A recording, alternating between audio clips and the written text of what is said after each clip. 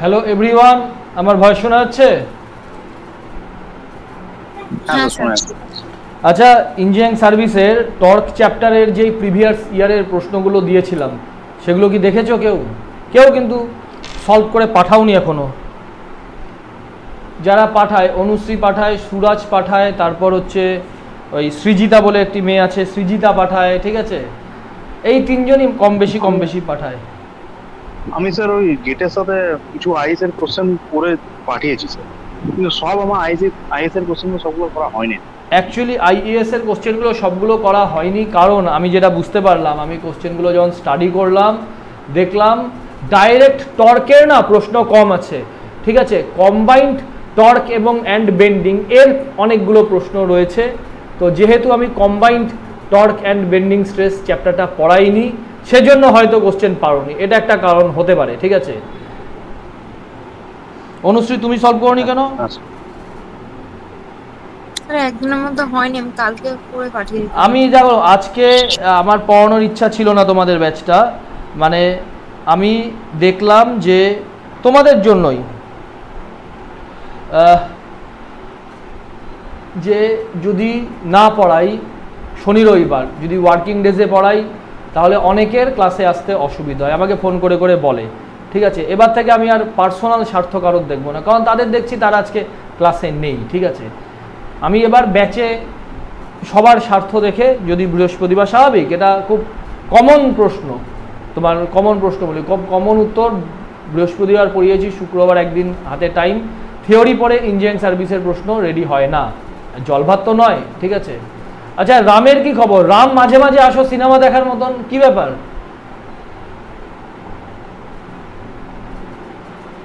হ্যাঁ স্যার, সাইটে পাঠিয়ে দেয় তখন আসতে পারি না। চেষ্টা করো, দেখো ভাল লাগবে না এখন, ঠিক আছে? এখন সবে মাত্র পাস করেছো, ঠিক আছে? তুমি যাদবপুর থেকে পাস করেছো বলে আমি তোমাকে এতটা বারবার পিন করি, ঠিক আছে?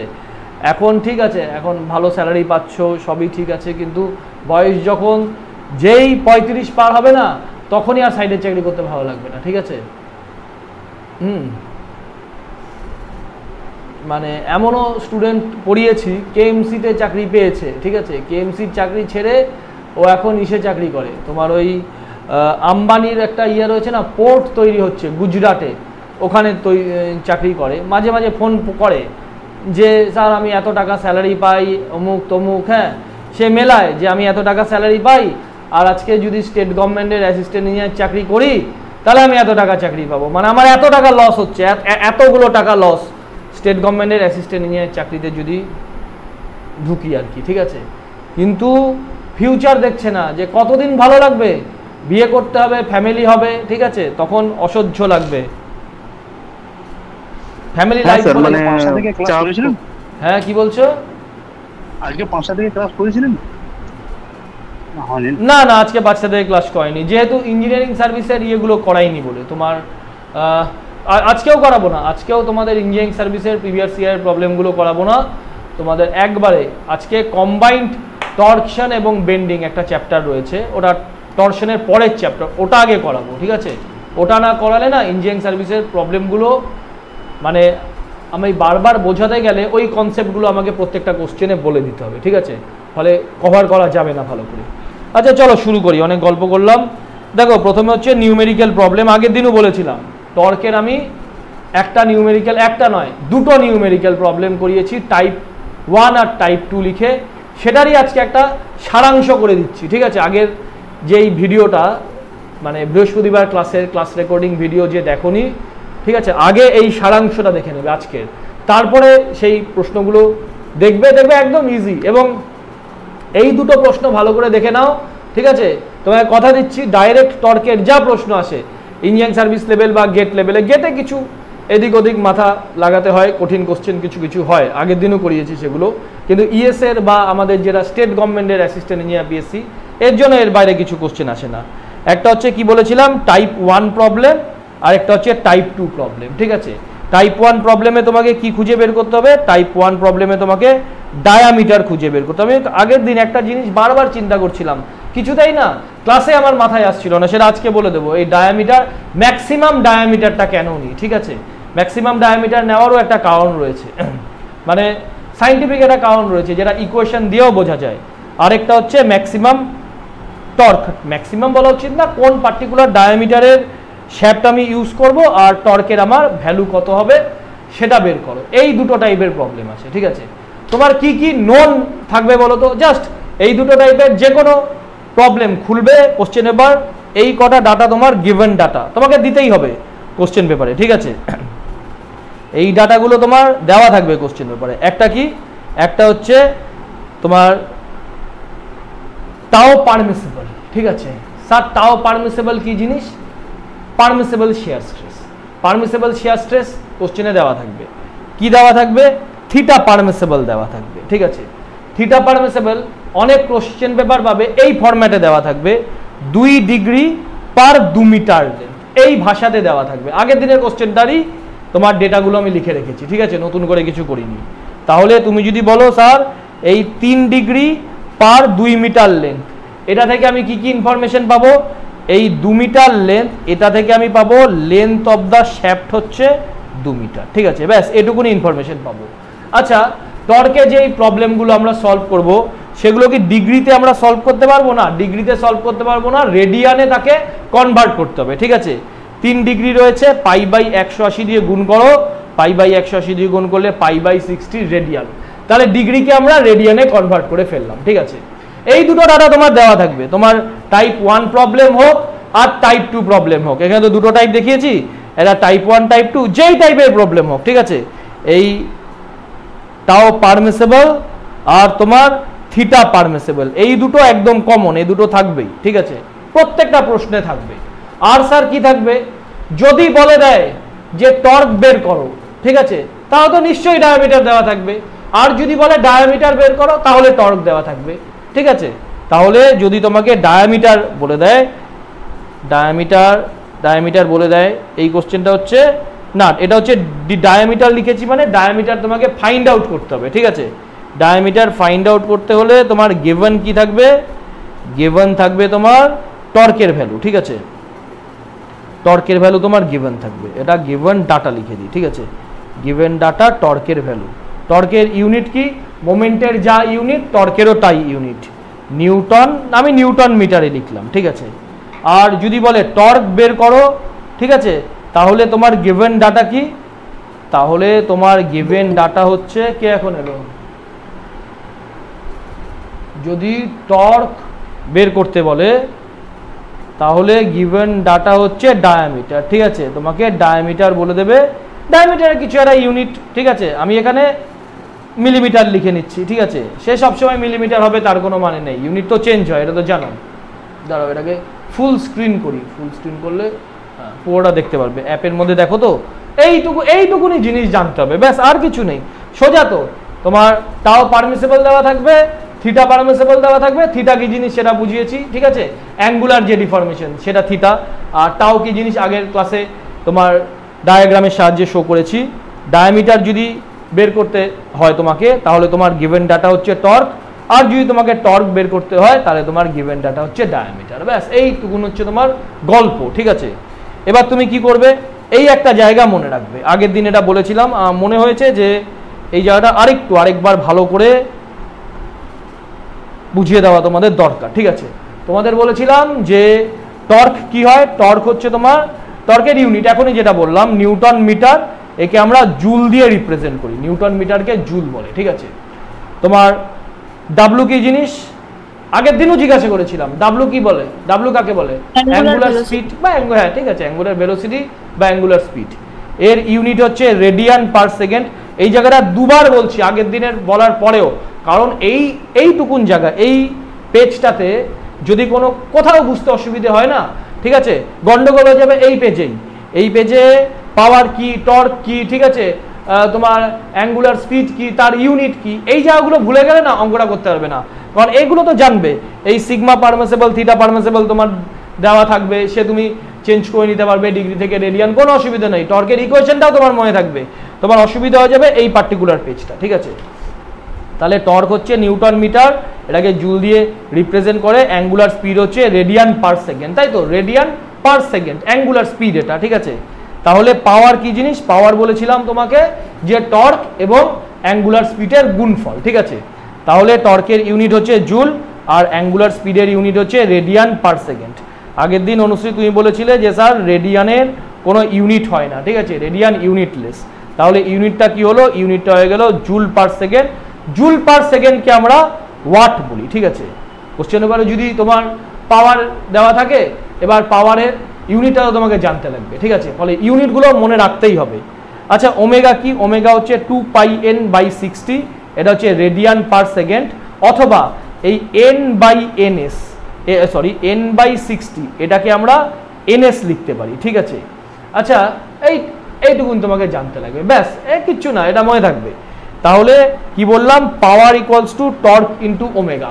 তোমার খুঁজতে কি হবে, তোমার খুঁজতে হবে হচ্ছে টর্কের ভ্যালু, ঠিক আছে।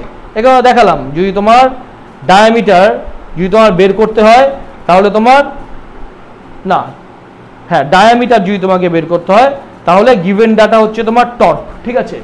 তাহলে গিভেন ডাটা যখন টর্ক, এমন হতেই তো পারে ডাইরেক্ট টর্ক দেওয়া নেই, কোশ্চেন পেপারে ডাইরেক্ট টর্ক দেওয়া নেই, অনেক কটা কোশ্চেন পাবে ইঞ্জিনিয়ারিং সার্ভিসে, সেই সময় কিন্তু অসুবিধায়, সেই জায়গাটাতে যাতে সমস্যা না হয় তাই জন্য এই পার্টিকুলার তোমাকে তোমার পাওয়ার দেওয়া রয়েছে, তোমার এই অ্যাঙ্গুলার স্পিড দেওয়া রয়েছে, ঠিক আছে, সেগুলো থেকে বা এন এর ভ্যালু দেওয়া রয়েছে, সেগুলো থেকে তোমাকে টর্কের ভ্যালুটা বের করতে হচ্ছে, ঠিক আছে। আগের দিন যে কোশ্চেনটা করিয়েছিলাম তাতে বা বেশিরভাগ কোশ্চেন, ঠিক আছে, টর্কের ভ্যালু ডাইরেক্ট, যদি অ্যাসিস্ট্যান্ট ইঞ্জিনিয়ার লেভেলের পিএসসিতে তো ডাইরেক্টই দেওয়া থাকে টর্কের ভ্যালু, ঠিক আছে। কেউ যদি না দেয়, কোশ্চেন পেপার যদি একটু হার্ড করে ফেলে, তাহলে এটুকুন জেনে গেলে আর হার্ডের কোনো ব্যাপার নেই।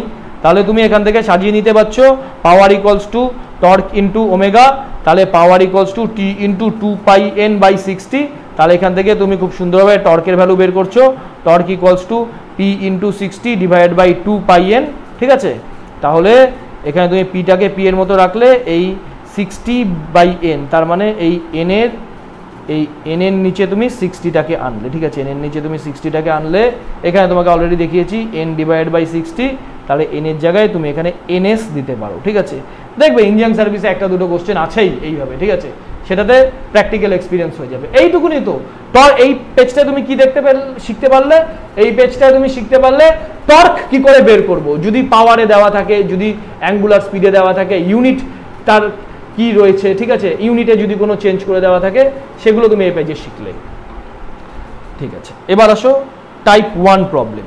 টাইপ 1 প্রবলেমে তোমাকে কি বলেছিলাম, আচ্ছা একটা জিনিস তোমাদের বলে দিই, একটু চেঞ্জ করব, হ্যাঁ, টর্কের ইকুয়েশনটা আমি একটু চেঞ্জ করে লিখি।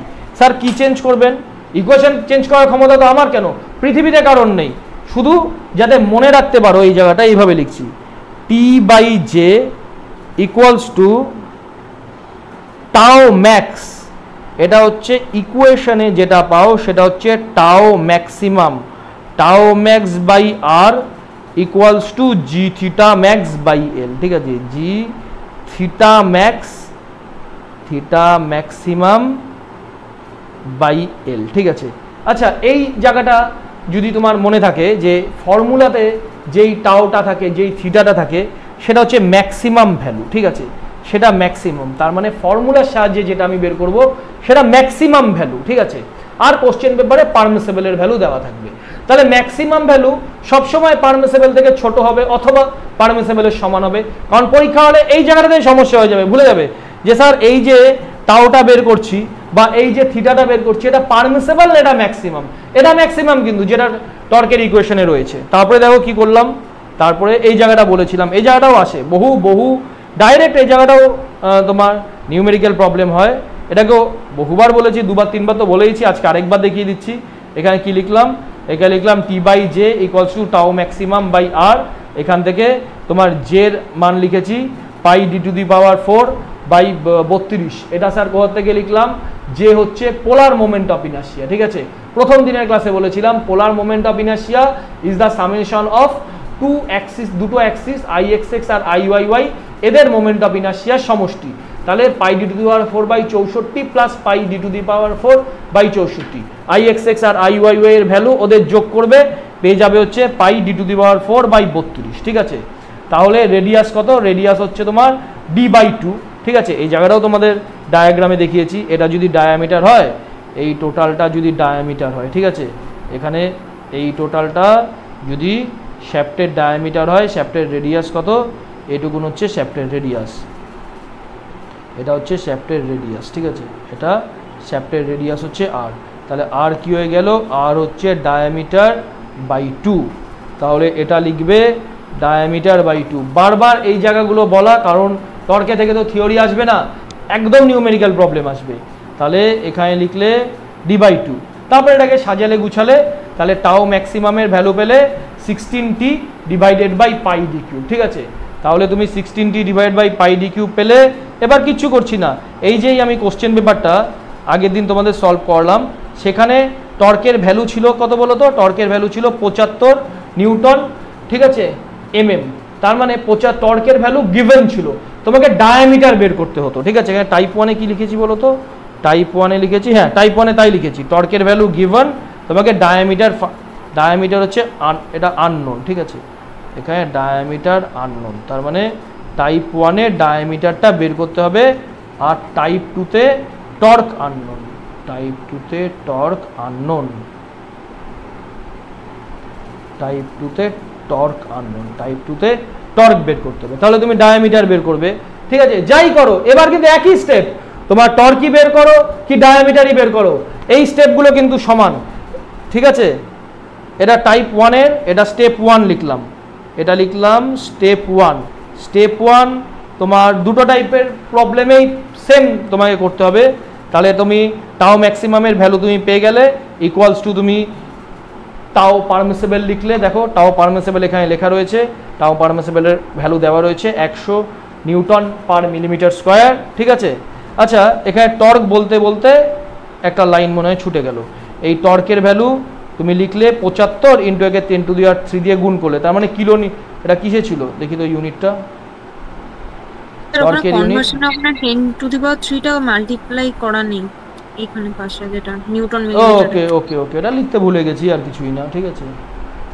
75 ইন্টু 10⁻³ নিউটন মিলিমিটার, এটা লিখতে ভুলে গেছি, তাই নিউটন মিলিমিটার করলাম, ঠিক আছে। তাই তুমি টর্কের ভ্যালু লিখলে, ডায়ামিটারটাকে চেঞ্জ করলে, ডায়ামিটার ডি লিখলে, তোমাকে ডায়ামিটার বের করতে হবে, তুমি ডায়ামিটারের ভ্যালু পেলে। এইভাবে তুমি ডায়ামিটারের ভ্যালু পেলে স্টেপ 1 থেকে, ঠিক আছে।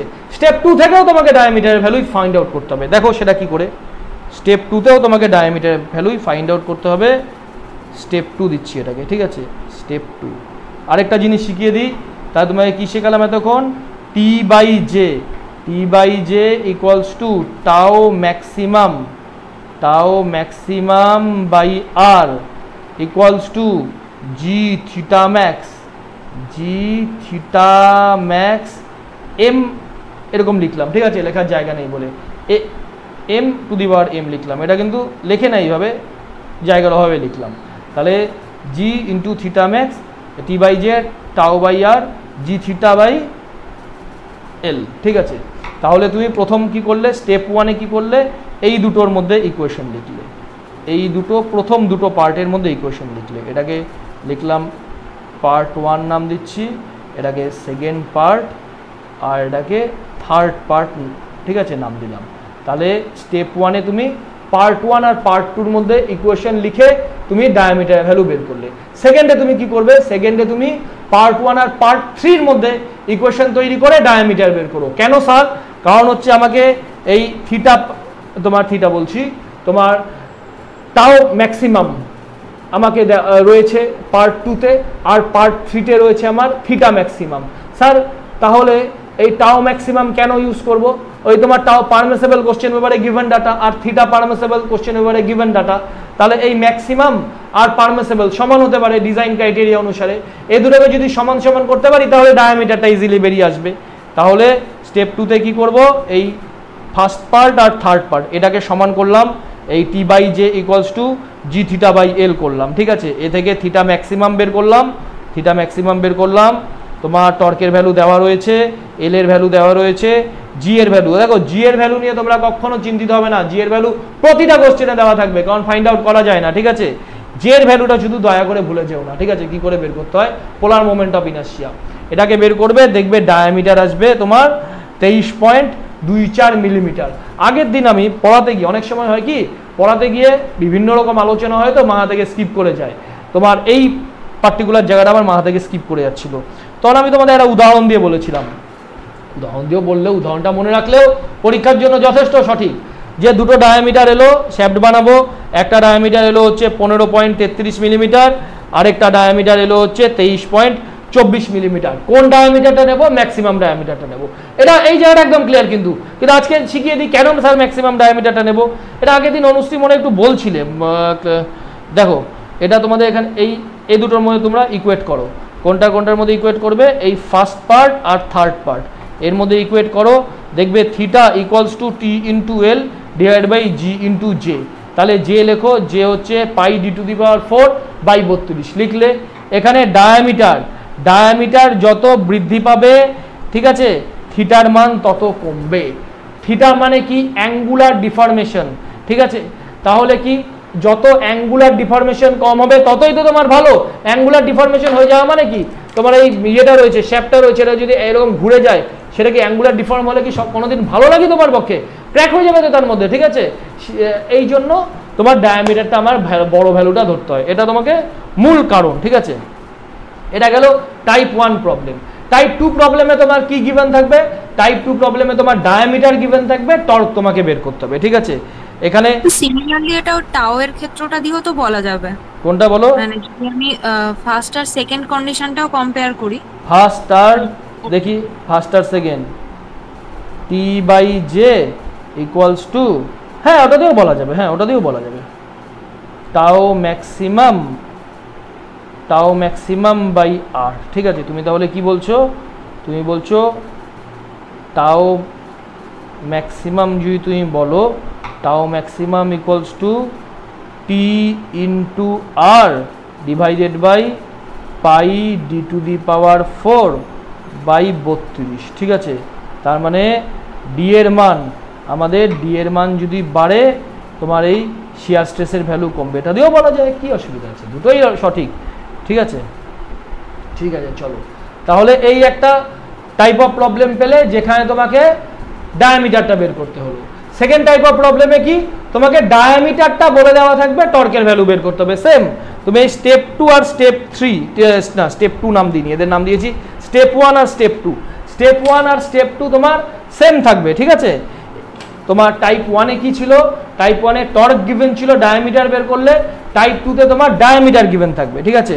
তাহলে এই স্টেপ 1 থেকে তুমি টর্কের একটা ভ্যালু পাবে। আগের দিন তো নিউমেরিক্যাল প্রবলেমই করে দেখালাম, সব এক, ঠিক আছে। সেম ভাবে করবে, এই 16t divide by pi D cube, এখান থেকে তুমি এই টাও ম্যাক্সিমামের ভ্যালু পাবে। কোশ্চেন পেপারে গিভেন থাকবে tau permissible, tau maximum equals to tau permissible করবে, ঠিক আছে। এখানে কি থাকবে বলো তো? এই টর্কের জায়গাটা তোমার বের করতে হবে, টর্কের জায়গাটা বের করতে হবে, আর ডায়ামিটার তোমার গিভেন থাকবে। ডায়ামিটার তো কিছু এখানে গিভেন লিখে দিচ্ছি, তোমার ডায়ামিটার গিভেন থাকবে, ঠিক আছে।